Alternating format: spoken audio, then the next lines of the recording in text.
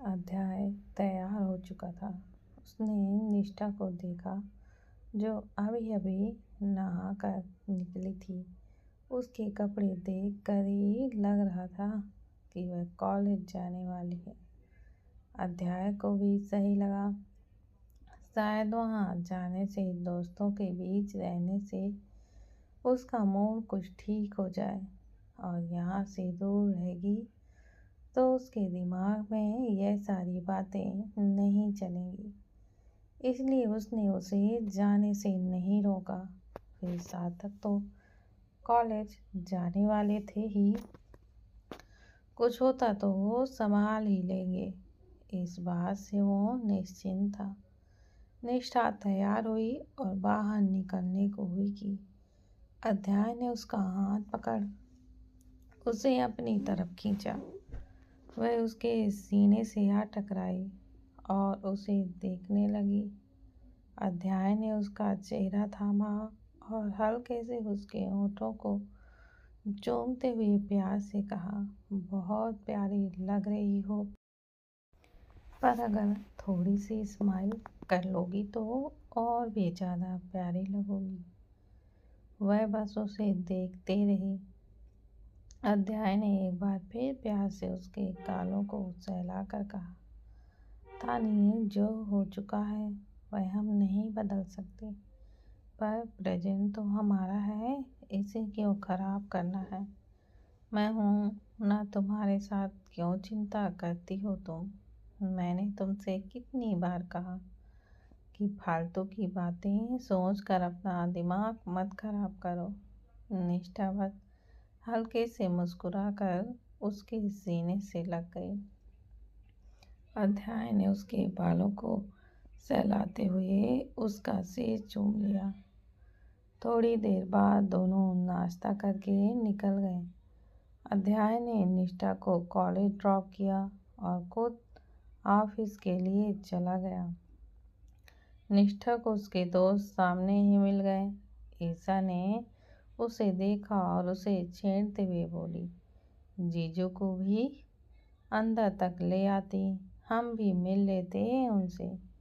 तभी नेहा बोली, अरे ये तभी तो लाई नहीं। ये बोल दोनों हंस पड़ी, लेकिन निष्ठा शांत थी और चुपचाप से क्लास की तरफ बढ़ गई। उन सबको समझ नहीं आया कि क्या हुआ है, वो इतनी गुमसुम क्यों है। वो भी उसके पीछे पीछे चले आए। क्लास के बाद निष्ठा ने उन सबको थोड़ी देर के लिए उसे अकेला छोड़ने को कहा। वो तीनों भी अब उसे देख परेशान हो चुके थे, लेकिन जब तक प्रॉब्लम पता ना चलती तो सल्यूशन कहाँ से मिलता। निष्ठा गार्डन पर आकर बैठ गई। वो अब भी शांत थी। दिमाग में एक साथ कई बातें चल रही थीं, लेकिन कोई था जो कि लगातार उस पर नज़र बनाए रखे हुए था। और ये कोई और नहीं, वही लड़का था जो इस दिन निष्ठा से टकराया। उसने मन में खुद से ही कहा, इसे क्या हुआ। आज तक तो कितना खुश देखा है इसे, लेकिन आज इतनी शांत कभी नहीं रही। वो कुछ सोचते हुए उसके पास जाकर बैठा, लेकिन निष्ठा ने उस पर ध्यान ही नहीं दिया। वो अपने ही ख्यालों में खोई थी। उसने निष्ठा को देखा और बोला, hey, what are you doing here. Nishtha ने चौंक कर उसे देखा। उसके पास बैठा लड़का, जिसे निष्ठा ना तो जानती थी और ना ही कभी देखा था। उस दिन भी जब वो उससे टकराई थी तो उसने ध्यान ही नहीं दिया।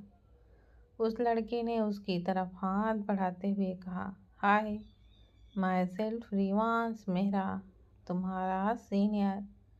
निष्ठा ने उसके हाथ को देखा और धीरे से उससे हाथ मिलाते हुए बोली, निष्ठा राणा। शिवांश दिवांश मुस्कुराया और फिर बोला, यहाँ क्या कर रही हो, क्लास नहीं ले रही हो क्या तुम। निष्ठा ने कुछ भी नहीं कहा। तो रिवान फिर से बोला, ओके कोई नहीं, कभी कभी बंक करने का मन हो जाता है। I can understand. वो जानबूझकर उसका मूड लाइट करने के लिए ऐसी बातें कर रहा था ताकि वो कुछ मुस्कुरा दे। निष्ठा ने उसे देखा, फिर बोली, तुम क्लास क्यों नहीं ले रहे? तुम्हारी क्लास नहीं है? तुमने भी तो क्लास बंक की। रिवांश उसकी बात सुनकर मुस्कुरा दिया, फिर बोला, ऐसा नहीं है लिटिल एंजल, मैं तो बस तुम्हें यहाँ देख के रुक गया।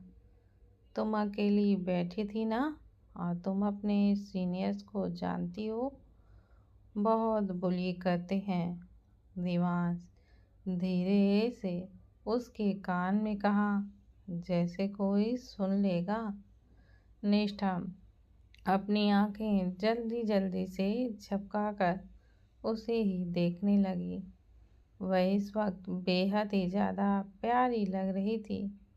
एक बार को रिवांश की आंखें भी उस पर आकर थम सी गईं।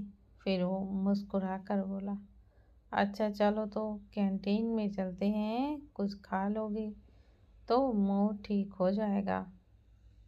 निष्ठा उसे देखने लगी कि तभी वो फिर से बोला, गलत मत समझना कुछ भी, एज ए फ्रेंड बस पूछ रहा हूँ, चलें?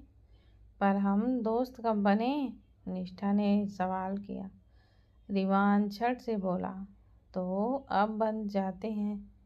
निष्ठा को भी वो ठीक ही लगा, वैसे भी उसे भूख लगी थी।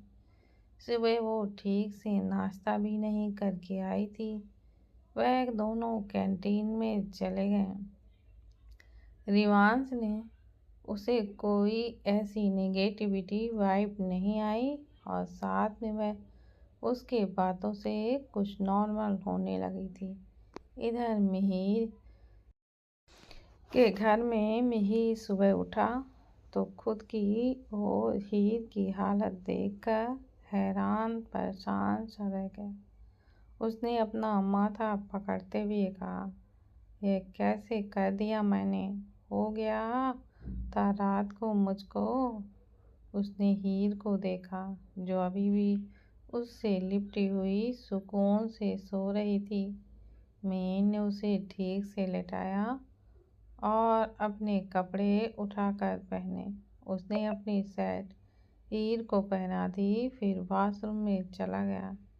वह बिल्कुल भी एम्बेरेस फील नहीं करना चाहता था, इसलिए वो हीर से उठने से पहले ही ऑफिस चला जाना चाहता था, और उसने वह किया भी।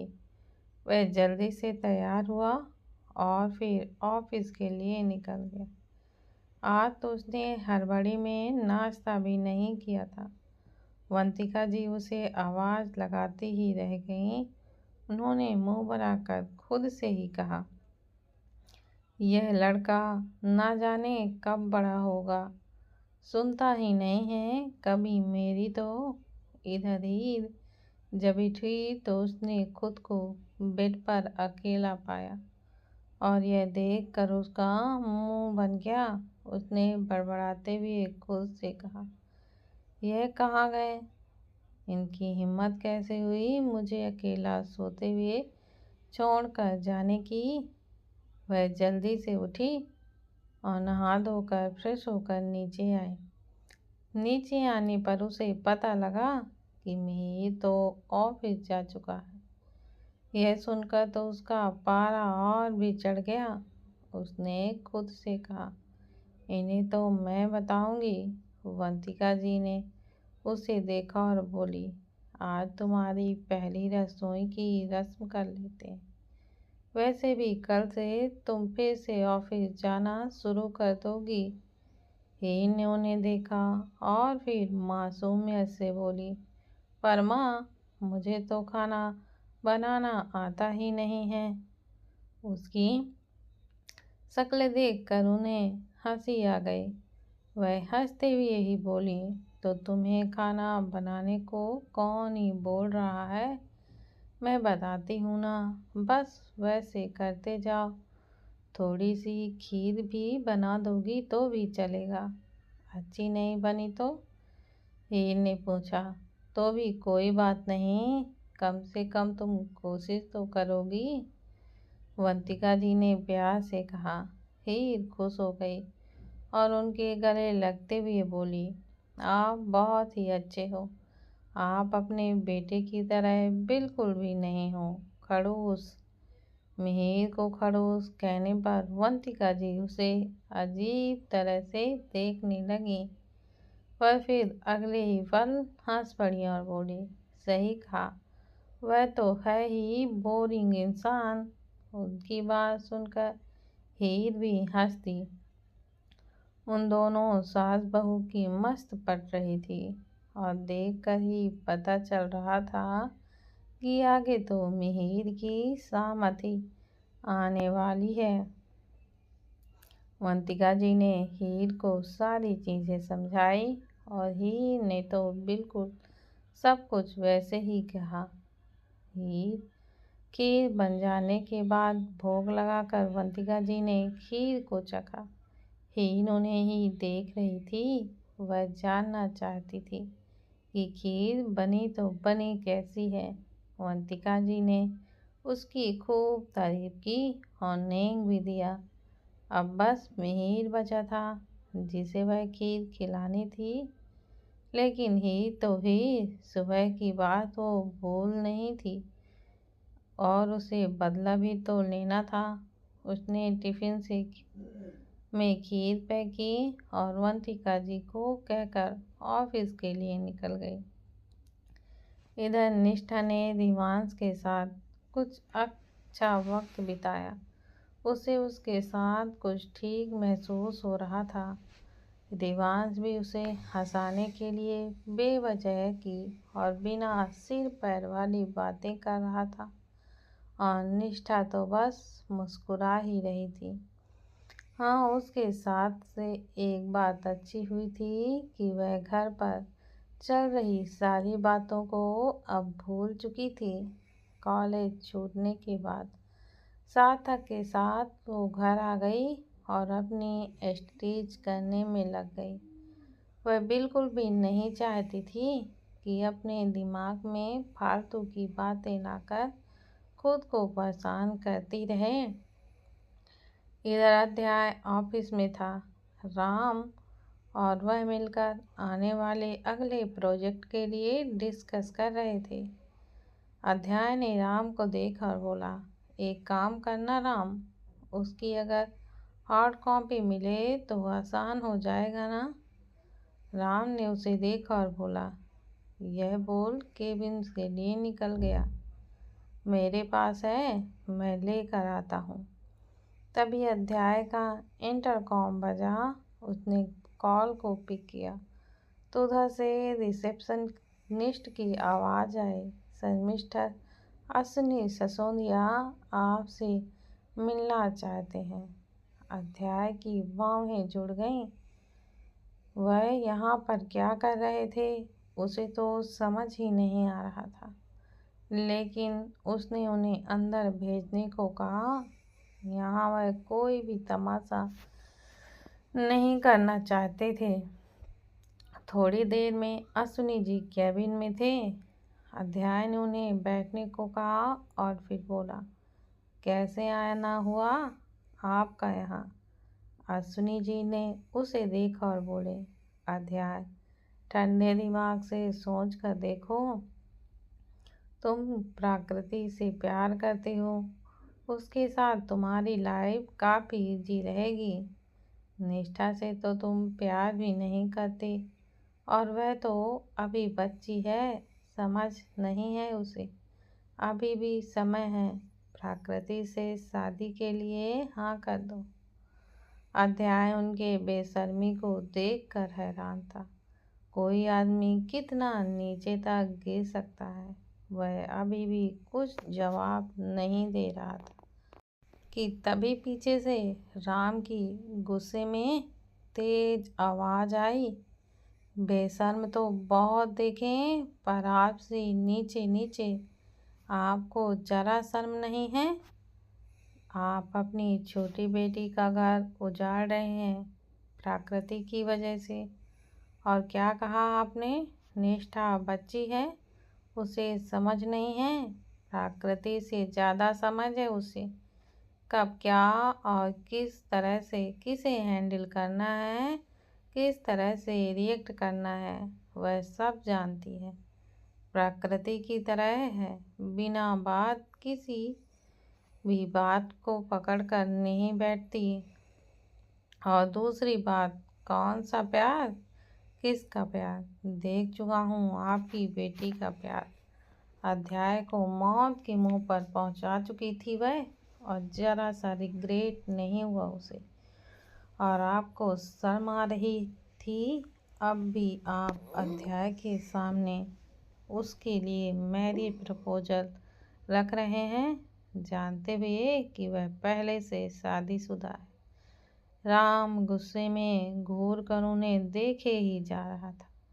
उसे उन पर हद से ज़्यादा गुस्सा आ रहा था, जो उसके शब्दों से जाहिर भी हो रहा था। अध्याय बस घूर कर अश्विनी जी को देखे जा रहा था। उसे सच में समझ नहीं आ रहा था कि चल तो चल क्या रहा है। एक बेटी के लिए वह इतना पागल थे कि उसकी हर चीज पूरी करना चाहते थे, और दूसरी का घर तोड़ रहे थे। अब उसके दिमाग में बस एक ही बात गूंज रही थी कि निष्ठा के बारे में, उसके पास्ट में क्या हुआ था, सब कुछ पता करना। पहले वह सिर्फ अपने रिश्ते को वक्त देना चाहता था, इसलिए उसका ध्यान सिर्फ निष्ठा पर और उसकी ख्वाहिशों को पूरा करने पर रहा, उसकी खुशियों पर रहा।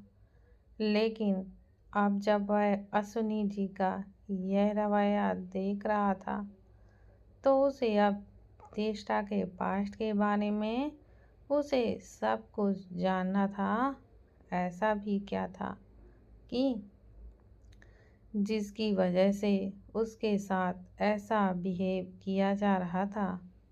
राम अभी भी उनको लगातार सुनाए ही जा रहा था कि अध्याय ने तेज और रौबदार आवाज में कहा, गेट आउट फ्रॉम हियर।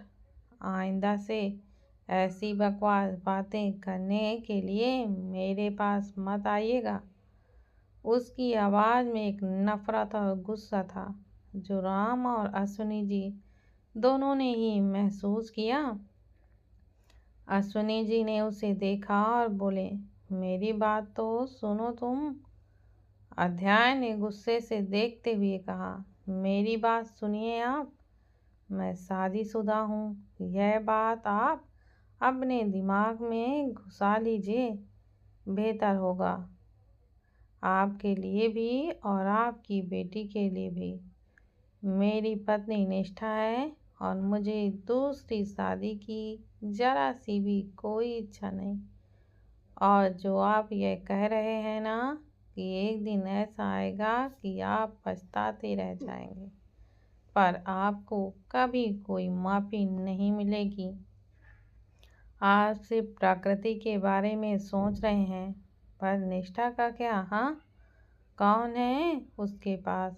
ले देकर एक मैं और मेरा परिवार उसे मिला है, वह भी आप छीनना चाहते हैं?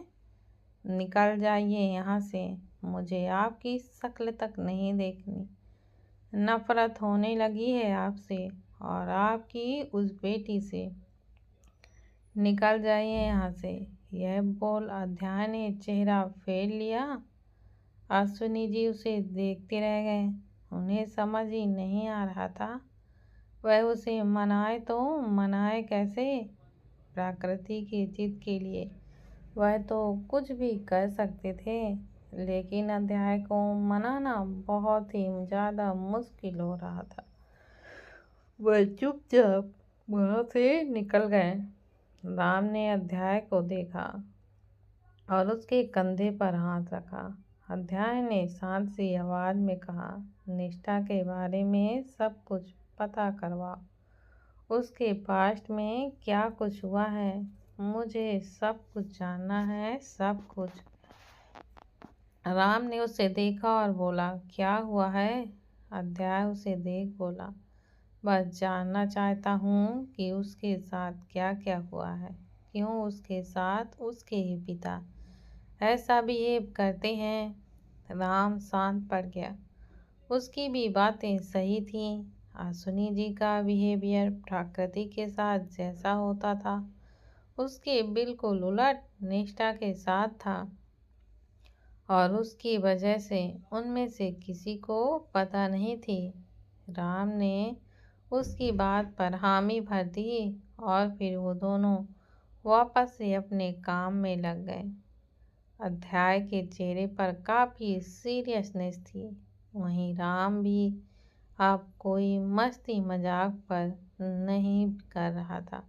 वो जानता था कि अध्याय इस वक्त बेहद ही ज़्यादा परेशान है, इसलिए उसने भी उसे परेशान नहीं किया।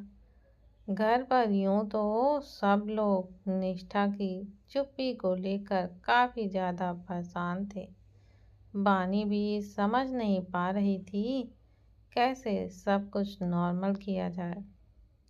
सार्थक ने उसे परेशान देखा तो बोला, अच्छा ठीक है, अब इतना परेशान होने से भी क्या होगा, जो होना है वह होकर ही रहेगा। बानी ने उसे देखा और परेशान सी बोली, पर इस समय निष्ठा सबसे ज़्यादा सफ़र कर रही है। आपने देखा नहीं कितनी चुप चुप हो गई है, कितनी मुश्किल से तो वह हम सब के बीच सहज सी हुई थी।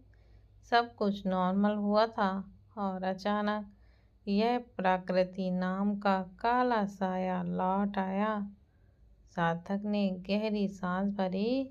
वह भी समझ रहे थे पर कुछ कर भी तो नहीं सकते थे। उन्होंने बानी का हाथ पकड़ा और अपने पास बैठाते हुए प्यार से बोले, सब कुछ ठीक हो जाएगा।